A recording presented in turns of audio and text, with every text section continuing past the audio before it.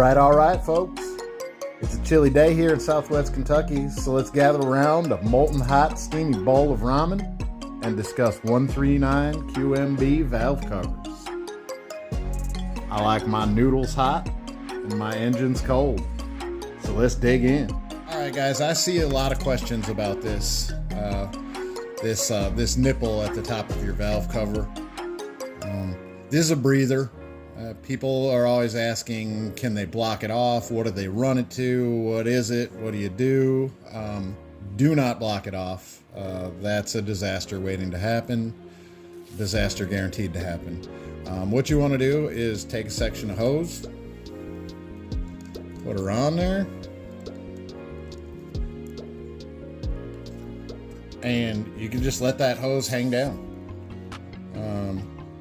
A little bit of oil will come out of it every now and then. That's normal. It's a breather. And there you are. That's what you do with that.